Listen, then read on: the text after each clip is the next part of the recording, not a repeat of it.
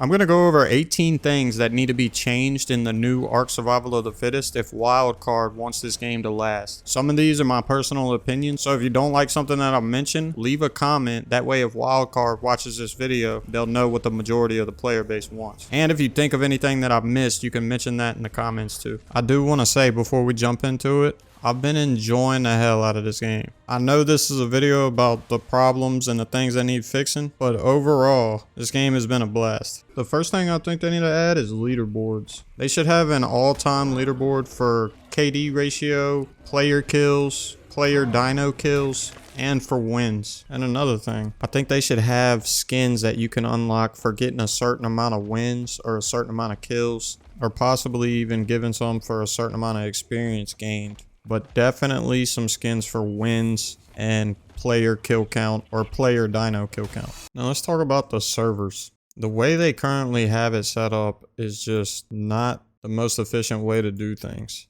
First of all, for the matches in progress, you shouldn't even be able to see these. If the game's already in progress, then there's no point of showing it. I understand for like spectating reasons, but they can add an option to like spectate friends. There shouldn't be all of these matches in progress on the listing. Another thing they should do is like, instead of having to join these individual servers, you should be able to just queue for a solo match. You just press a button and it queues you for a solo match, and it puts you in a queue with the next 60 people that are trying to play the game.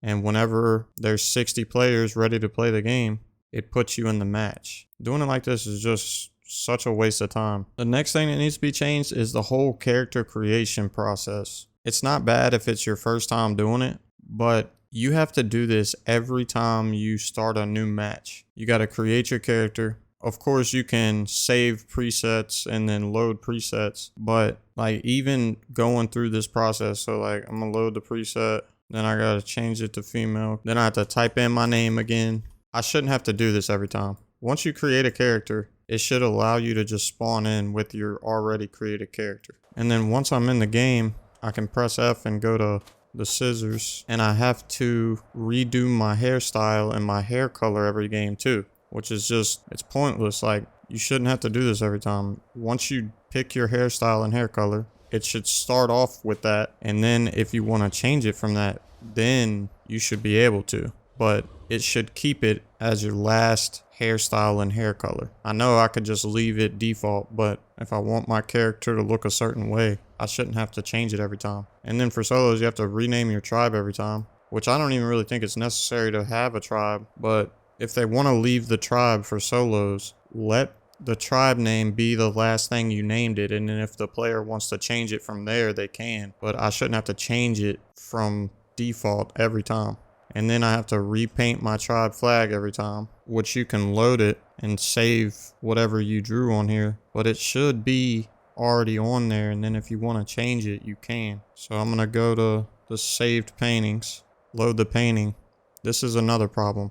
It just makes you sit in this loading thing for however long it takes to load. This is a headache.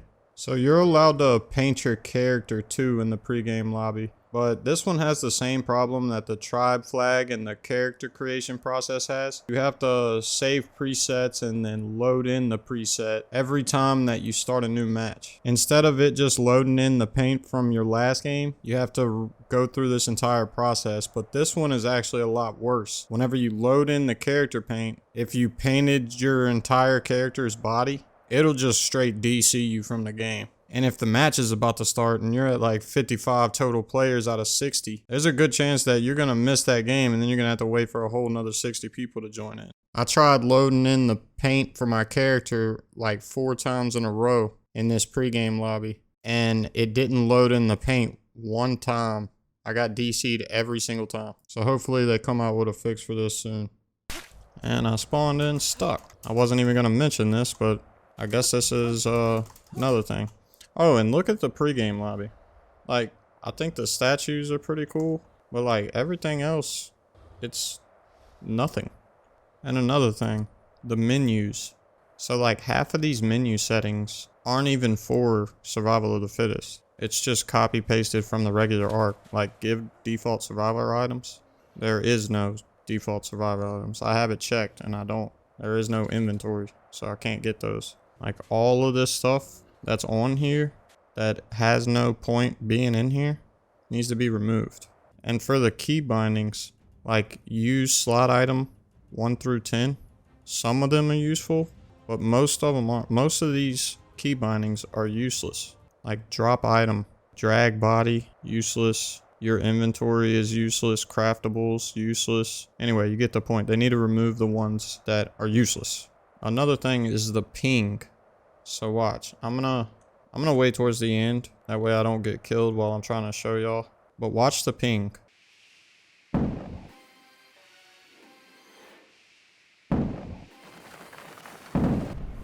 You see the ping disappeared? I didn't press anything. Now I'm gonna place it back there. Let's see if it disappears before I hit the ground. Already gone. Let's see if it'll disappear again before I hit the ground. Disappeared again.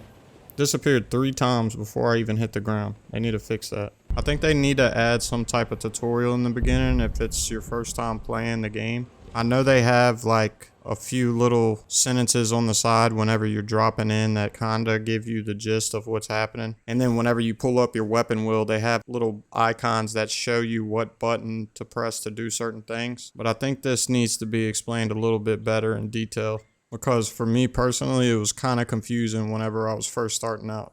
I got the hang of it pretty quick, but it would have been useful to have some sort of explanation while I was going through the process of learning everything. And I personally think the bosses are way too easy to get. You see the number on the left side? That's how many points it'll give you if you kill it. And the number on the right side is how many points it costs to tame it. So there's 3 paracers on my screen right now. Each of these paracers give you 60 points for killing them. So if you take 400 is how much a boss costs, and divide it by 60, it only takes a little bit over 6, so 7 paracer kills to get a boss. And if you have like a Theory or a Rhino or anything like that, a Thyla, you can kill 7 of these so quick. And the Brontos give you 100 points, so it would only take 4 Brontos to get a boss, which is just way too easy. I already have enough points for all 3 bosses, and I'm a solo. I feel like the bosses should be something that are really hard to get if they're gonna be in the game. You definitely shouldn't be able to afford all 3 of them at any point in the match. I think they should be so hard to get that you can barely afford one towards the end of the match. Maybe mid-game. I know that means that you would have to make their spawn locations a little bit closer to the circle, and I don't know how you would do that without giving away where the last zone's gonna be, but gotta figure something out. Another thing they need to do is nerf the flamethrowers. It takes no skill whatsoever to use a flamethrower, so it should do very little damage. They're way too good for how little skill is required to use them. And another thing I'm wondering, why didn't the long neck and fabricated sniper rifle get added? What I'm assuming is they didn't add it to the game to prevent aimbots from being a problem. So if that's the case, I'm fine with it being out the game.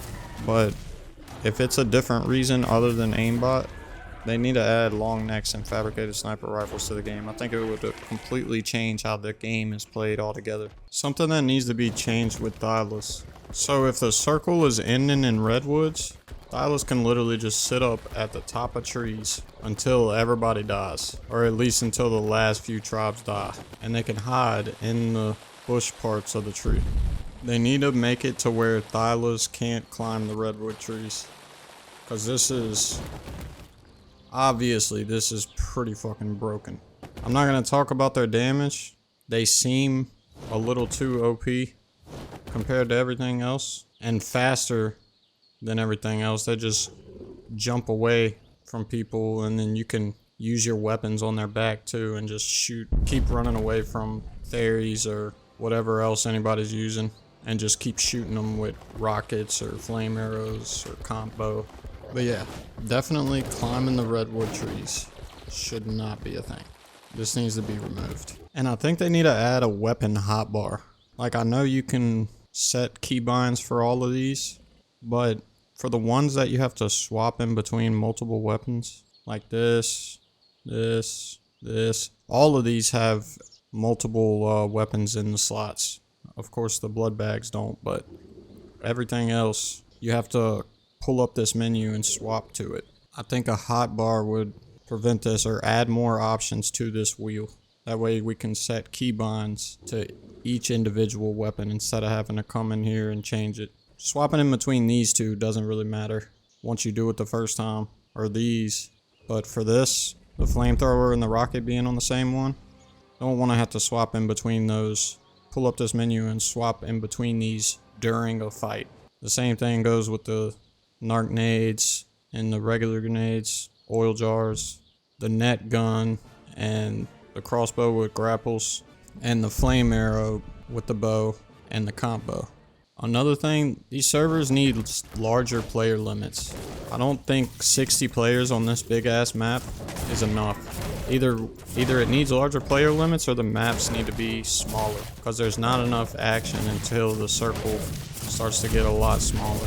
And then there's this bug that I saw on Scoom's Twitch stream, which I don't think this person did this on purpose, but this guy named Captain Fat Dog must have logged out or got disconnected in the middle of the game. And when a person is logged out, the storm doesn't do enough damage to them while they're sleeping, because they heal while they're sleeping. So the other tribe literally can't win the match because that body was passed out outside of the circle, and they have no idea where he is. I'm also not sure if that's the actual Captain Fat Dog on YouTube, but either way, I don't think it was intentional. But yeah, this needs to be fixed ASAP. Let me know y'all's thoughts on everything that I mentioned in the video. I'll be doing some gameplay on Survival of the Fittest pretty soon, so keep an eye out for that. And click the video on the screen if you want to watch us act like some fools on official small tribes. But with that being said, I hope to see y'all in the next video. Peace.